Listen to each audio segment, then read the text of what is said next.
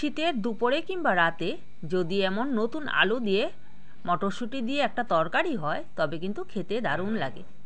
তবে চলুন আজ আমি কি রান্নাটা করব, কিভাবে করব সেটাই আমি আপনাদের সাথে শেয়ার করব। নমস্কার বন্ধুরা, সোমা কুকসে সবাইকে স্বাগত জানিয়ে আজকে চলে এসেছি আবারও আপনাদের সামনে। এখানে আমি 4টে মাঝারি সাইজের আলু আমি সেদ্ধ করে নিয়েছি, আর এখানে নিয়ে নিয়েছি 1 বাটি মটরশুঁটি। তবে আলুগুলোকে, সেদ্ধ আলুগুলোকে আমি ছুরি দিয়ে একটু টুকরো টুকরো করে কেটে নেব। তবে একদমই খুবই সহজে একটা রেসিপি, কম মশলায় আমি এটাকে রান্না করব। নিরামিষ রেসিপি এটা একটা, নিরামিষের দিনে এটা আপনারা অবশ্যই বানাতে পারেন। এটা রুটির সাথেও খাওয়া যাবে, আবার ওদিকে ভাতের সাথেও খেতে ভালো লাগে। আলুগুলোকে আমি এভাবে টুকরো টুকরো করে একটু কেটে নিচ্ছি। এটা চাইলে আপনারা ছোট আলু দিয়েও করতে পারেন। আমি ছোট আলু নিইনি, আমি বড় আলুটা দিয়ে করেছি। ছোট আলু হলে আর এটাকে টুকরো করে কাটতে হবে না। আলুগুলোকে আমি এইভাবে টুকরো টুকরো করে কেটে নিয়েছি। এদিকে একটা আমি কাচের একটা বাটি নিয়েছি, এটার মধ্যে একটা মশলা আমি তৈরি করে নেব।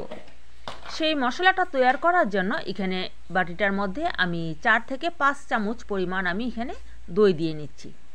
দইটা আমার কিন্তু মিষ্টি দই, এটা টক দই না। মিষ্টি হলেও এমন কোনো মিষ্টি না, এটা মানে টক মিষ্টি ওই ধরনের দইটা।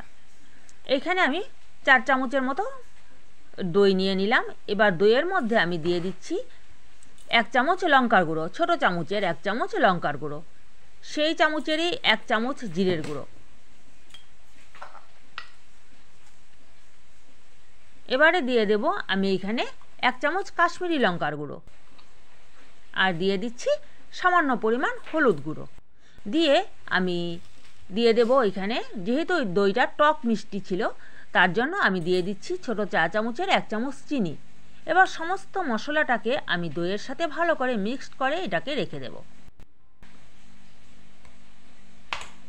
আর কোনো মশলাই কিন্তু এটাতে আমি ব্যবহার করব না। এদিকে আমি একটা কড়াই বসিয়ে দিয়েছি, কড়াইতে দিয়ে দিয়েছি সর্ষের তেল। রান্নাটা আমি সর্ষের তেলে করব। চাইলে আপনারা কেউ সাদা তেল আর সাথে একটু ঘি দিয়েও করতে পারেন। আমি তেলটা গরম হয়ে যাওয়ার পর দিয়ে দিলাম গোটা জিরে আর 1/2 চামচ হিং ফোড়ন দিয়ে আমি দিয়ে দিয়েছি এবার আলুগুলোকে, টুকরো করে কেটে রাখা আলুগুলো দিয়ে দিলাম। হিংটা দেওয়ার সময় গ্যাসের আগুনটা একদমই কমিয়ে দিতে হবে, উত্তপ্ত আগুন যাতে না হয়, তবে কিন্তু হিংটা পুড়ে যাবে। এবার আলুগুলোকে আমি একটু হালকা করে ভেজে নেব। দিয়ে দেব আমি এখানে পরিমাণ মতো লবণ আর হলুদ গুঁড়ো।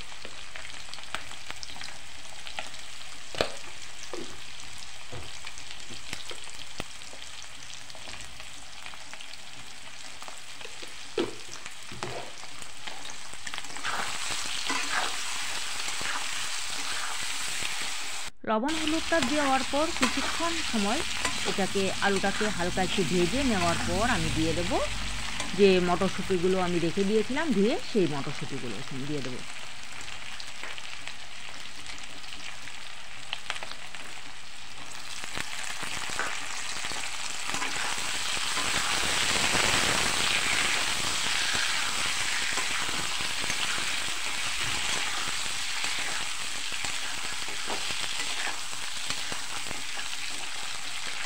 এই পর্যায়ে আমার গ্যাসের আগুনটা একদম লো করে দেওয়া আছে। লো করে দিয়ে আমি 1 থেকে 1.5 মিনিটের মতো মটরশুঁটির সাথে আলুটাকে আবারও একটু ভেজে নিচ্ছি। এবার কিছুক্ষণ ভেজে নেওয়ার পর যে মশলাটা আমি বানিয়ে রেখে দিয়েছিলাম সেই মশলাটা এখানে আমি ঢেলে দিয়ে দিলাম। এবার মশলার সাথে আমি খুব ভালোভাবে আলু আর মটরশুঁটিটাকে কষিয়ে নেব মিনিট খানেকের মতো। গ্যাসের আগুনটা কিন্তু আমার লো করা আছে, এটাকে বাড়াবো না, তাতে একটু লেগে যাওয়ার চান্স থাকে। সুন্দরভাবে লো ফ্লেমে যদি আমাদের রান্না করা হয় তবে কিন্তু রান্নার স্বাদ খুবই ভালো হয়। দেখুন কালারটা কত সুন্দর আসছে।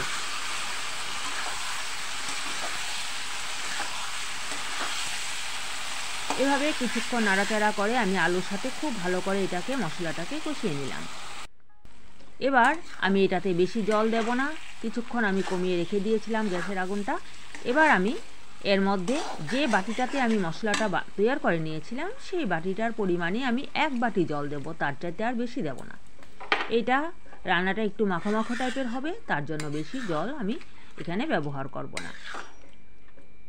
1 বাটি জল দিয়ে আবারও কিছুক্ষণ সময় একটু নেড়ে চেড়ে এটাকে আমি একটু ঢাকা দিয়ে রাখবো।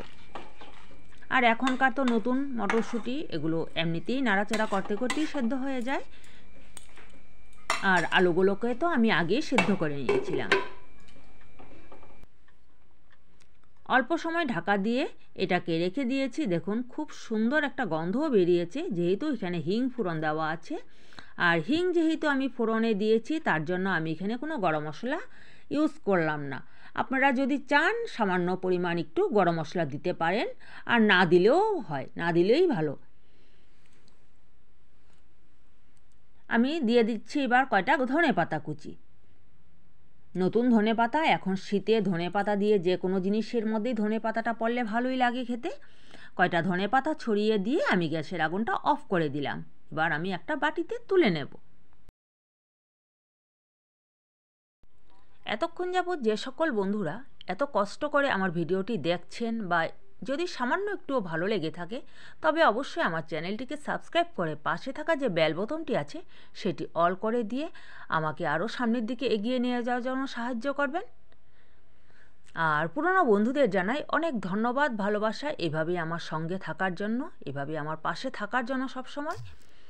তবে আজকের রান্নাটা খুব কম উপকরণ দিয়ে আমি বানিয়েছি, তবে একবার হলেও বাড়িতে এভাবে ট্রাই করে দেখবেন, খেতে খুবই ভালো লাগে। তবে আজকের মতো এই পর্যন্তই। আপনারা সবাই ভালো থাকবেন, সুস্থ থাকবেন। আবারও নিয়ে আসবো অন্য কোনো দিন অন্য রকম রান্নার রেসিপির সাথে। ততক্ষণের জন্য বাই বাই।